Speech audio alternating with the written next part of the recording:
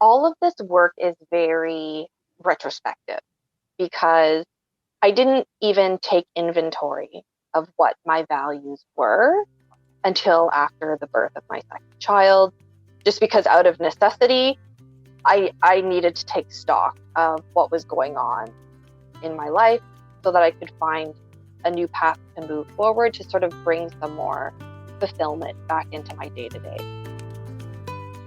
Hello there. Welcome to Act Inspired Behavior, the show about real people and their real stories of transformation and change told through the lens of acceptance and commitment therapy. I'm Gabby Lanier. See if you can guess what movie I'm referring to. Bill Murray, he's asleep in bed, the covers are pulled up to his chin, and then the camera pans to the alarm clock. The clock's numbers flip from 5:59 to 6 a.m., and then the radio starts to play. This scene, it plays out again and again throughout the entire movie because it's Groundhog Day.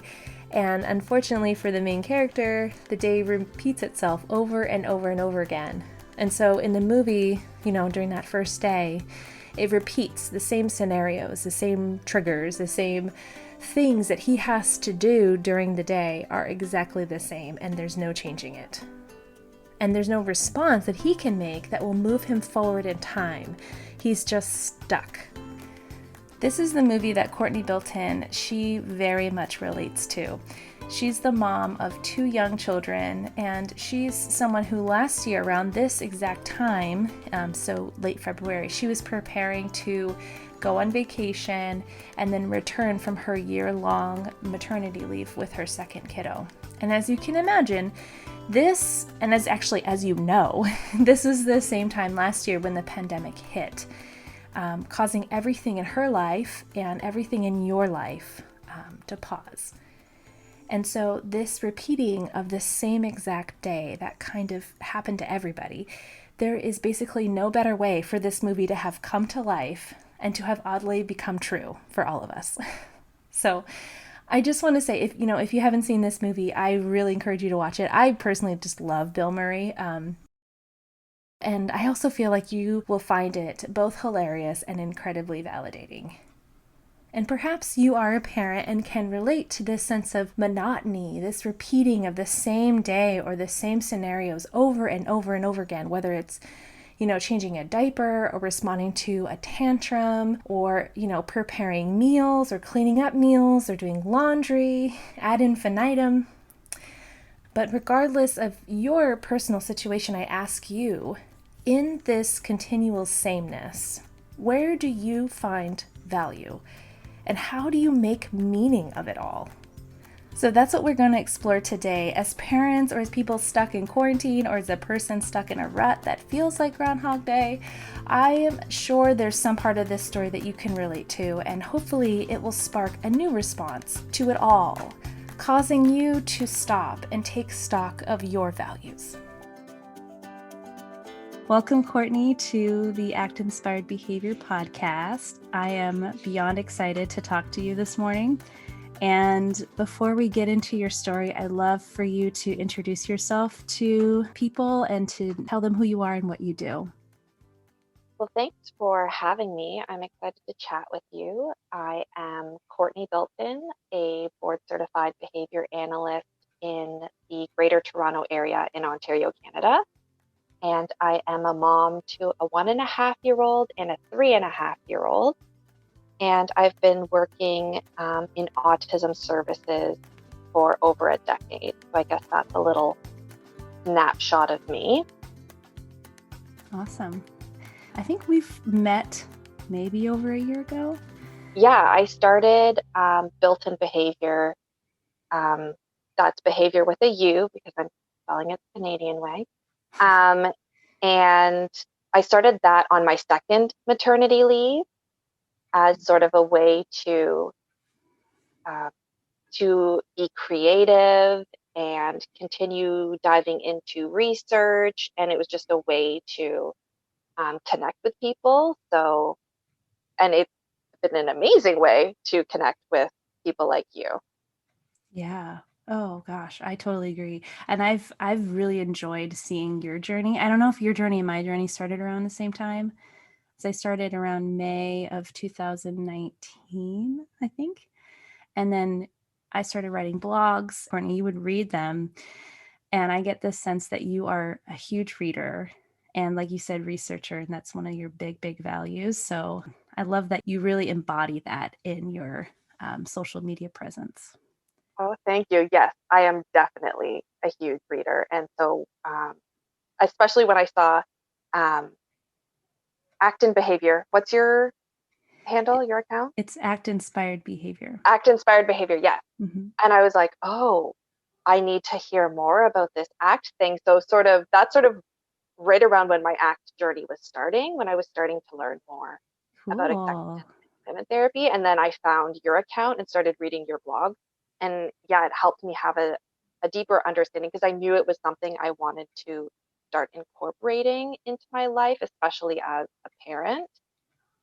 ACT definitely seemed like a solution, a way to move forward in some of the barriers I was experiencing as a new mom. Which is Well, why I'm excited to chat with you because I feel like I really am just at the infancy of my journey with ACT, and exploring, what it is and what it has to offer. So I'm excited to hear sort of you chime in and your feedback, as I'm speaking to hear what that brings up for you. yeah, yeah, that sounds awesome. So you're going to talk about how you've become a parent and how the values that you've had as a parent have grown and changed over time. Is that right? Yeah, I would say, um, as I was thinking back about it, it's sort of more how I can incorporate more values into my parenting instead of being so single-minded on, I guess, yeah, just having more breadth or variety in values instead of being laser focused on one or two values. Oh, I'm so excited about this. It's really hard to be a parent, and your value systems change so dramatically when you become a parent. So today, we definitely have this in common. I'm about to have my second kid here in the spring. You have two kids, and that's a big part of your life. And so I know today you're going to talk about being a parent and your values. So where do you want to start, Courtney? As we were chatting, as we were preparing, to speak together today, we were talking about the movie Groundhog Day with Bill Murray. Yes. And so, my story is going to be a complete ripoff of that movie. Um, right? So I wake up as a parent to find myself reliving, it feels like the exact same moment day after day. And nothing that I was doing would change the outcome. You're waking up and you're breastfeeding and Mhm. you're cleaning another exploded diaper and you're doing another load of laundry and you're struggling to throw together a semi-nutritious meal in a reasonable amount of time. And you're wondering when you're going to sleep again and how you're going to sleep. And it just, it didn't matter what day it was. I didn't even know what day it was after a long time. The days just blended all together. Yeah. Um, and I just found that my day to day wasn't sparking joy and I wasn't finding fulfillment in my new role as a stay at home mom. And in Canada, currently, we have the option of staying home for 12 to 18 months and having our jobs protected during that time and having, some of us qualify for a portion of our salaries to still be dispersed to us over that time. Wow. So, yeah, so my husband and I agreed that we could afford for me to take 12 months off work. Hmm. So I had committed to being a stay-at-home mom for my family for 12 months. Mhm. And sort of the only thing that seemed to get me through my first 12-month maternity leave with my firstborn was just saying, you just have to do this, for 11 more months. You just have to do this for 10 more months. And, and then, Counting down the days, the months. yeah, and Yeah. then you can go back to work. And the second time around, that's not how I wanted to experience my time at home with my children. I didn't want it to be an experience I was tolerating or suffering through. I really wanted to find a way to get more enjoyment out of my time at home with my family, as I was devastated by the loss of my career and of the freedom and flexibility and uh, the, the joy that I experienced spending time with my friends and family. So as Mhm. certain parts of those of my life were sort of falling away, I wanted to find new ways to connect with myself and connect with my family and connect with my friends. Yeah. Um, Yeah. yeah. So I want to take us back a little bit, Courtney. Let's take you back to when you were pregnant. So selfishly, like I'm so curious to know because that's where I am right now. So you're pregnant with your second kid and you're awaiting this birth and then you kind of know you have this change coming. So, like, what are the values you had then around staying at home for 12 months and taking care of your two kids? Like, what were you looking forward to? So I I've been working with children and youth diagnosed with autism spectrum disorders for over a decade. And I love each of my clients with all of my heart and soul. So I was really excited to have that connection with a child of my own where I could make the decisions and those things that instead of upholding the values of the family that I was working with and striving towards meeting their goals, I was excited to have the opportunity to set my own goals for my family and work towards those. Mm-hmm. Um, and and to and to continue to experience that love and fulfillment of being in service. That's something that's always been a value of mine is being of service to other people, of to my community, um, providing unconditional support and love to those around me. um, so I was excited to have my own family to do that for. And and then my children came, and did I love them with all of my heart and soul? Yes. And was I committed to providing that that nurturing and that support and that care? I was. I just wasn't feeling any of the joy, or the I wasn't feeling fulfilled by any of those actions or my work, my role as a mother, as I did in my work with the children and the families that I worked with. It didn't feel the same. Yeah. It's kind of like you just can't, it's like you're in that day to day. There is no leaving. You're there all the time. And you get that sense when you go to work. I mean, I get that sense when I say goodbye to him, my son, to go to daycare, and I go to work. There's that separation, and that actually for me feels so good because then I, get a chance to do other things, and then I get a chance to come home and be a parent. So, did you have this sense of before you were about to have your second child that your life was going to change radically, even from having the first to the second? Yes, I I was always saying before my first to my husband, things are going to be so different. They're going to be so different. Um, and he was like, stop saying that. Stop saying like our lives are over and this horrible catastrophe is going to fall upon us. like, why are what I was just like, I'm just I'm just trying to be open. I'm just trying to be honest. Um, and so it happened, and it was difficult, and it was challenging, and it and I struggled in ways, even as I was prepared for the biggest challenge of my life. I still struggled in ways that I didn't even know were possible.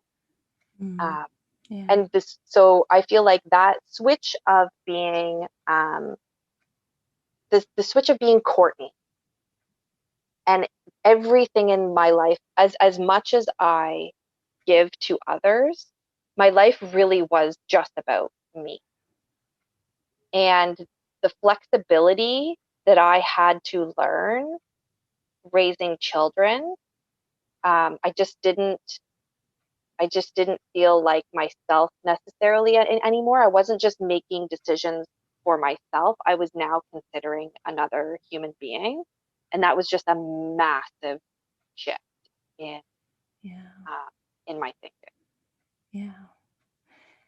And going back to that movie around Groundhog's Day, he was this person who was, I mean, not to compare you two necessarily, but he was very much the center of his own world. Hmm. And he didn't, he just walked through the world doing things well and just kind of moving forward, moving forward. And then this experience, it gets him stuck and he can't move forward, can't move forward. He loses his own sense of who he is. Who is he if he can't accomplish things and do impressive things? Mm. Yeah, what value does life hold for him? If you take away all that stuff, all the moving forward. Yeah, yeah. Interesting.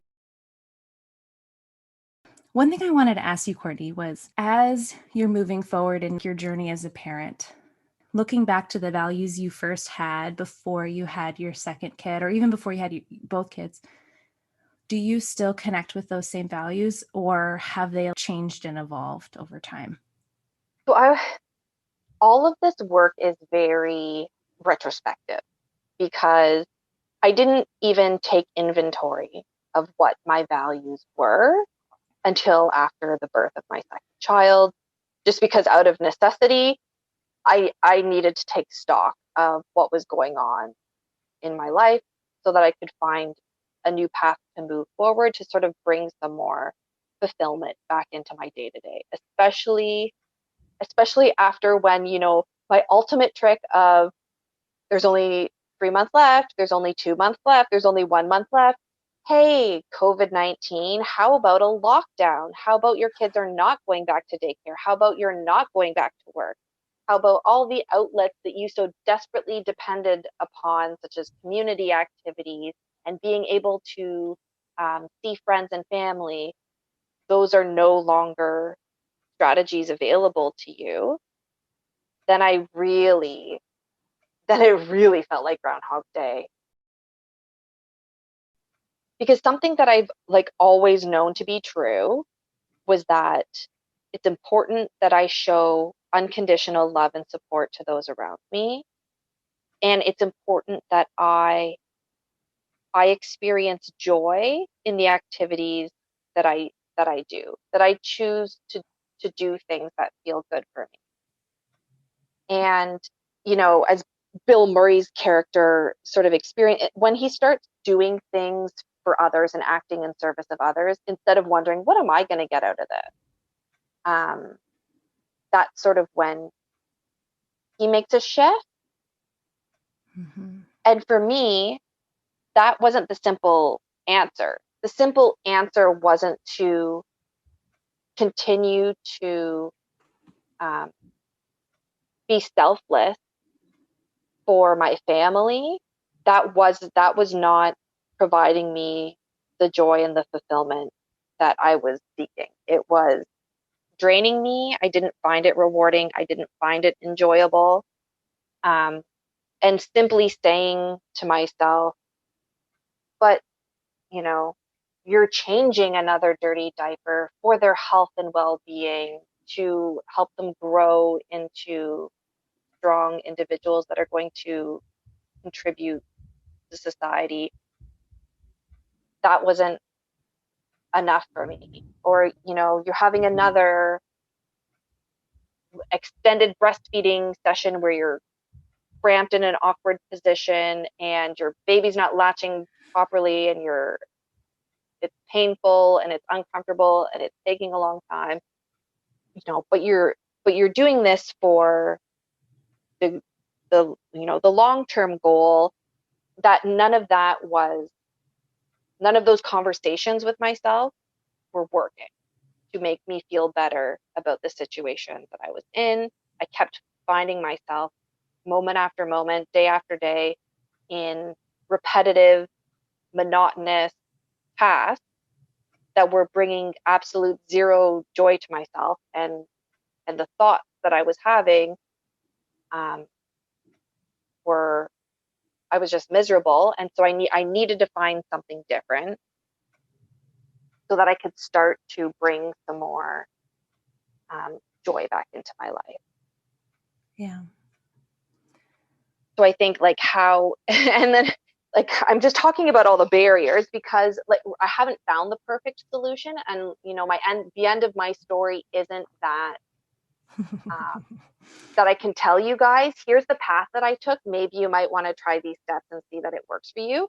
I'm I'm still in this place and I'm still struggling and I'm still trying to find what works for me. So if it sounds like I'm just focusing all on all the difficulties and all the downside, um, it's because I still haven't quite found my um, found the path that I'm going to take, something that I feel really confident in, something that really resonates with me. So Yeah.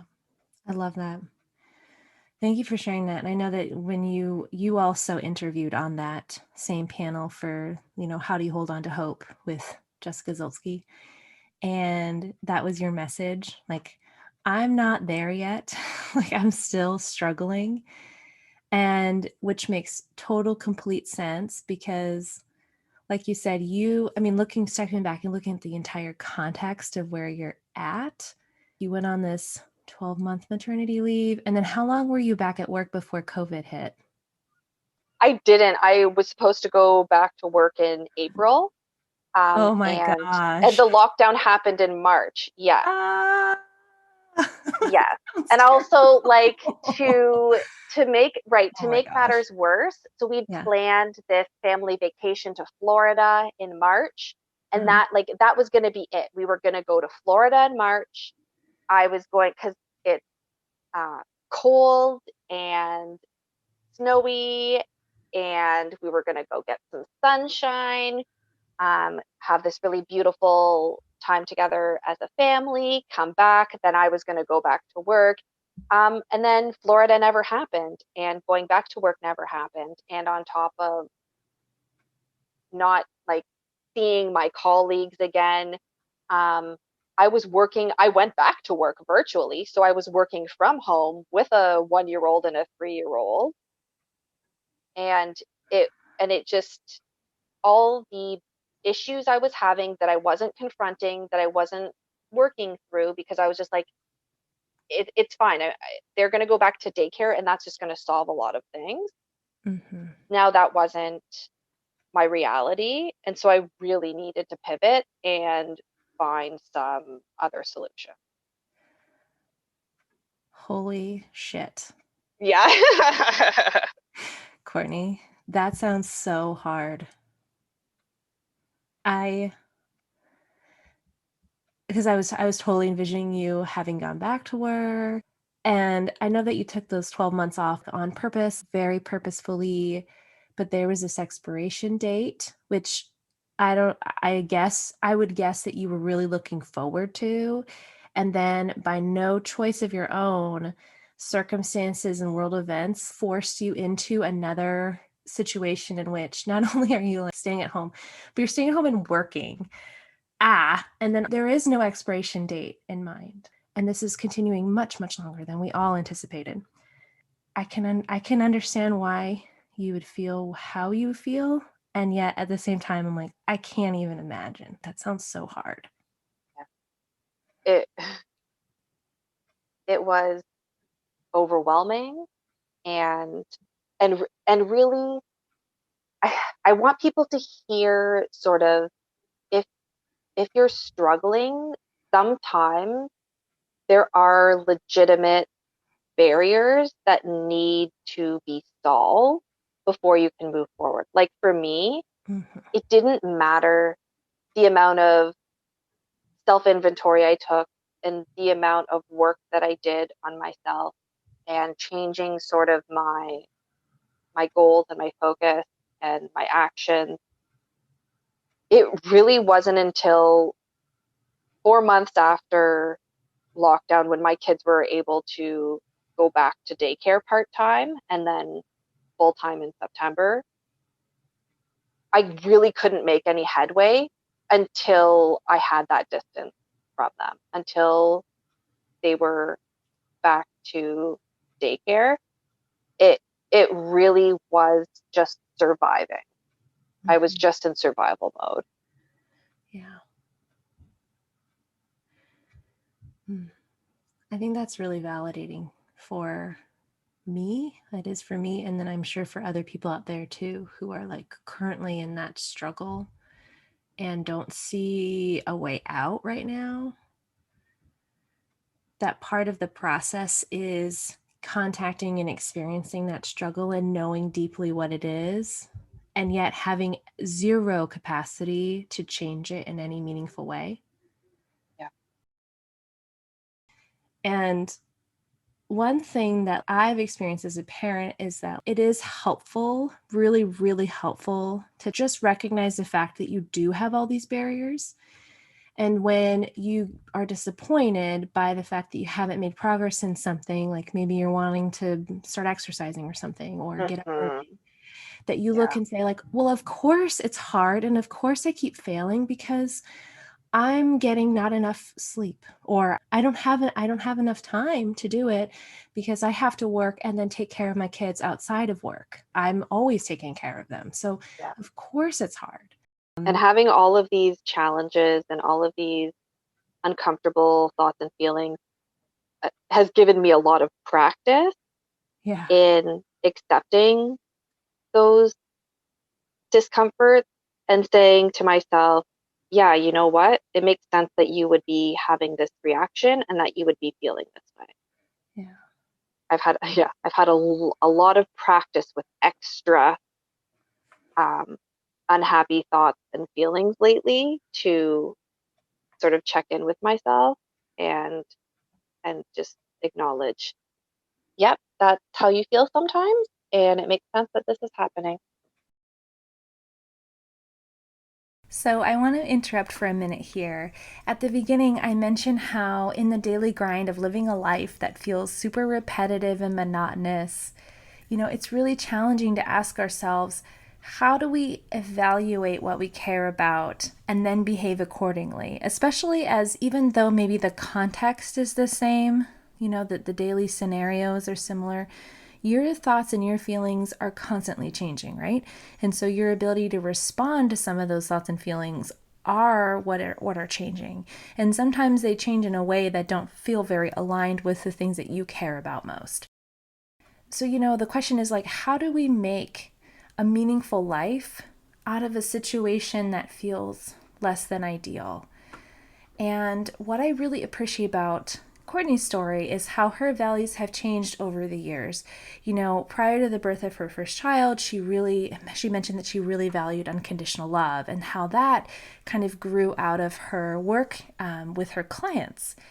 And then over time, as she encountered that daily grind of being a parent to her own kids, she realized that her unconditional love was a value that she had, but it wasn't necessarily enough to kind of fill in that broader sense of what she really needed. This value didn't meet her needs, especially when it came to nurturing her own personal values of who she was, and that those values she held dear for herself personally, they honestly started to fall away for her. Like she lost that sense of who she was. Values is not like an end goal. It's this quality, and it's characterized by a series of actions that you do and patterns that make up your life from now until forever. So, just for a moment, and you can choose to close your eyes if that helps you, but I want you to imagine yourself hiking through the woods, and you happen to be by yourself. And then you hear, as you're hiking, the sounds of your footsteps and maybe the way that the cool air chills your cheeks as you're moving through the woods. And you have something in your pocket, this little tool. And what it is it's a simple compass.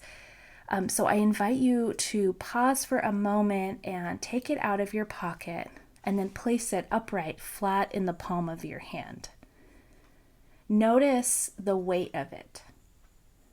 And notice what direction that needle is pointing right now. It might not be in the direction that you're going. But whatever direction is quote unquote north, let's call it your true north.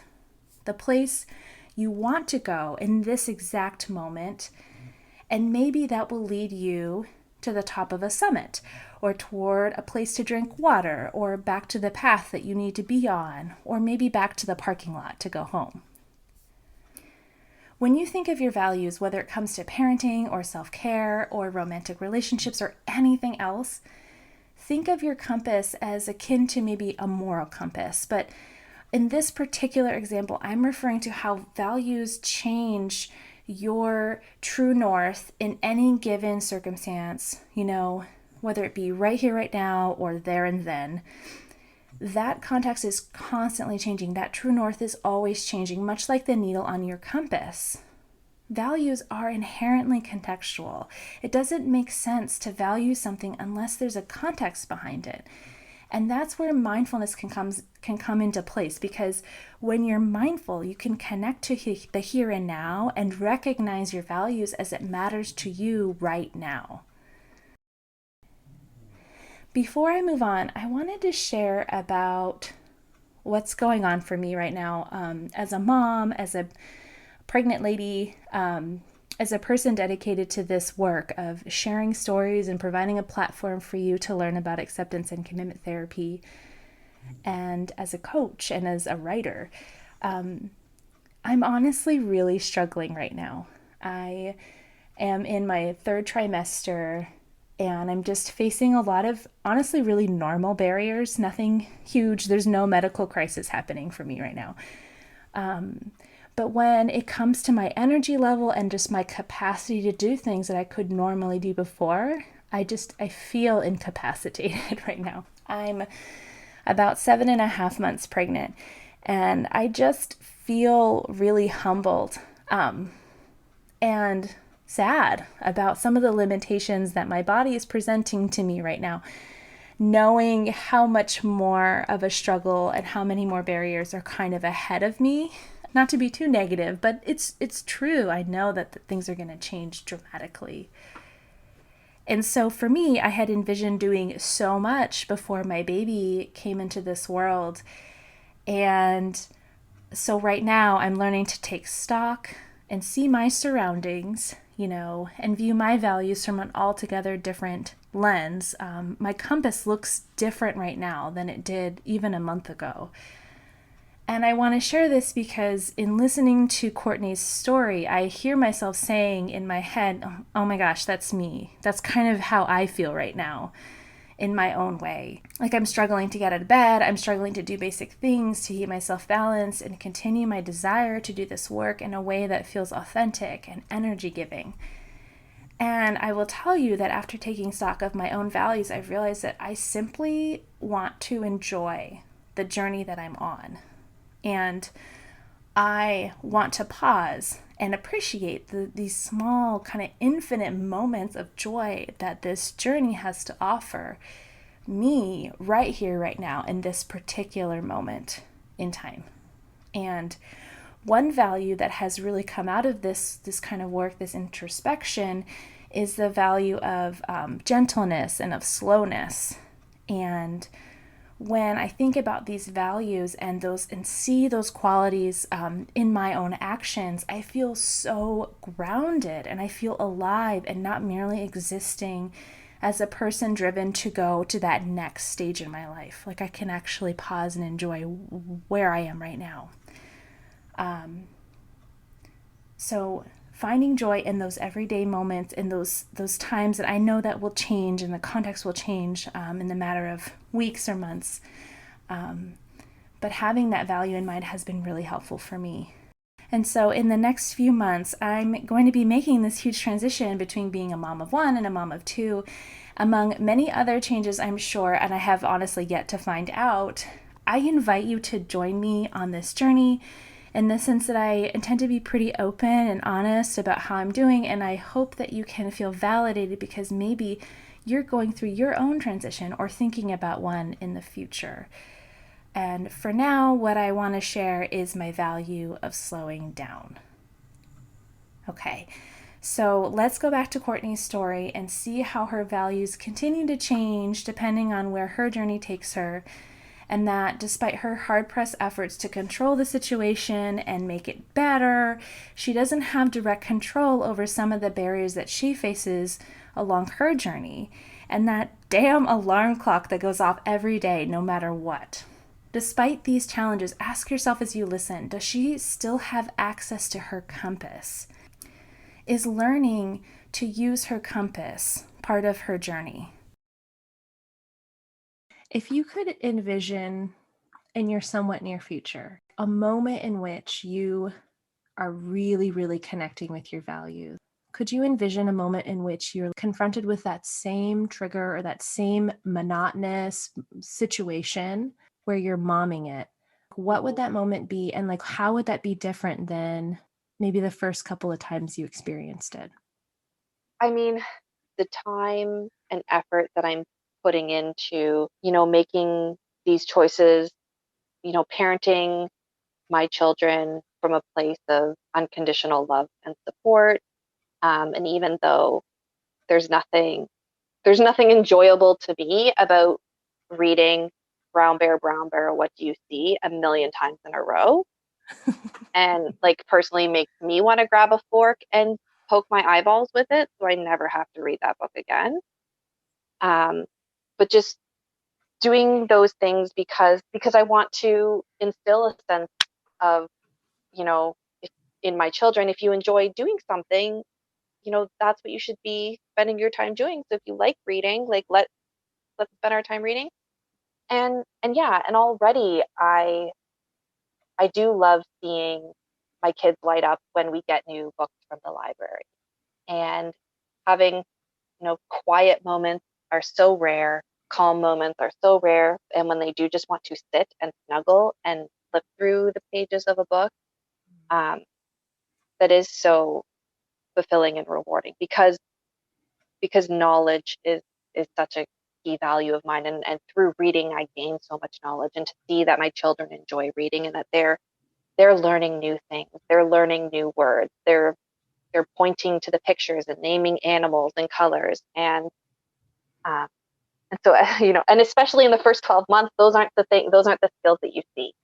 Yeah. And so I think as it gets easier as time goes on, because again, these parenting habits just, they become habitual, they become so easy and simple. And then your child reaches that developmental age where now you start to see what it was all for. And now you start to see these uh, fantastic skills. And it's more of a reciprocal relationship where they're starting to give back to you, and you don't just feel like you're throwing your love into an abyss and you're not really sure where it's getting sucked up and what it's getting turned into.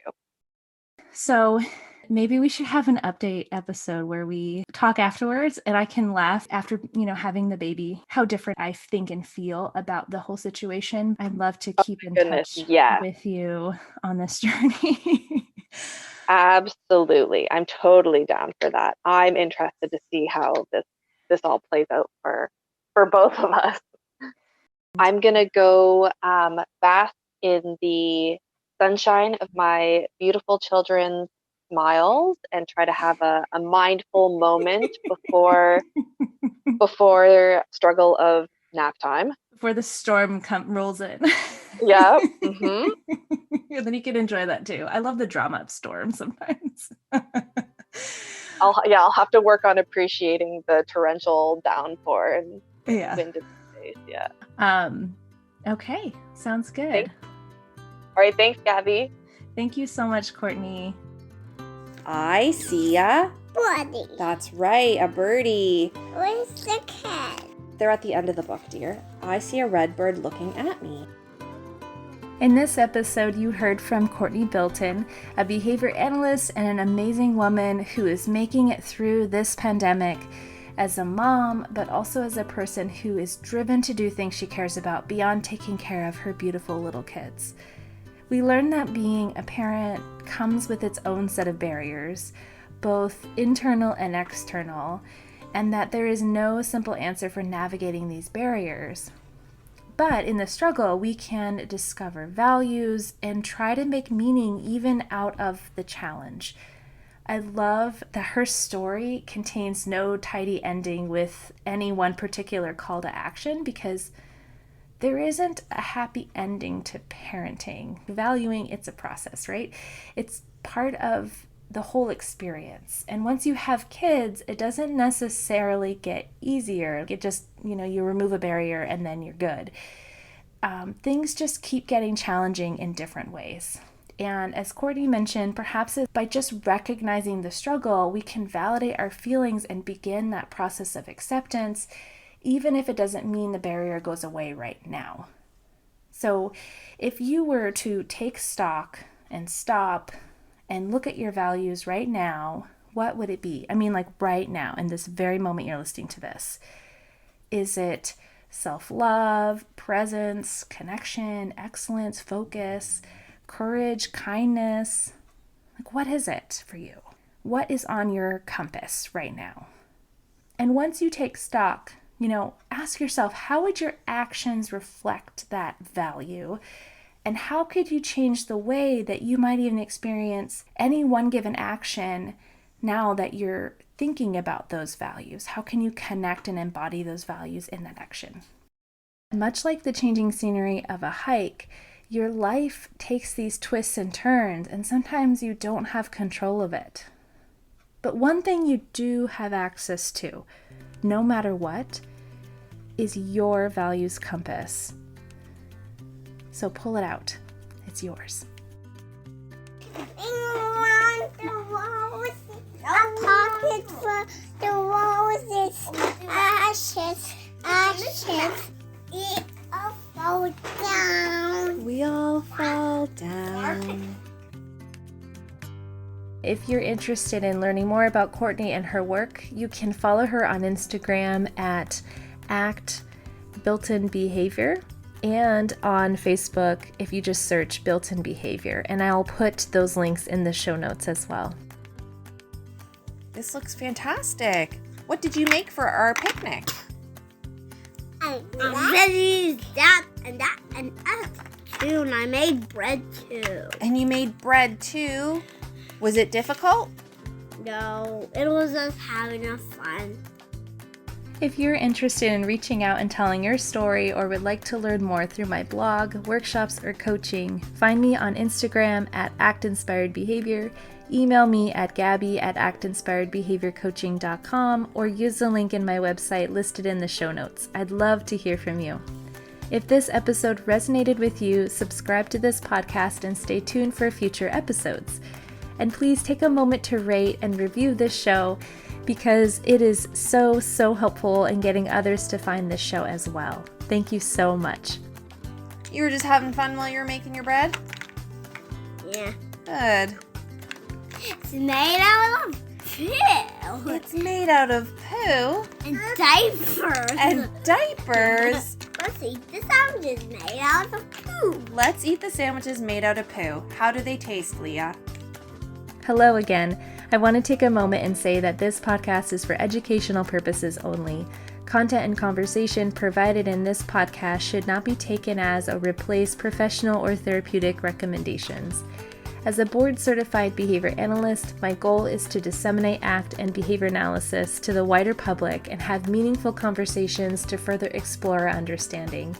If you are concerned about your own personal well-being, I encourage you to seek out the help of a licensed professional who can provide individual support to you. Thank you so much.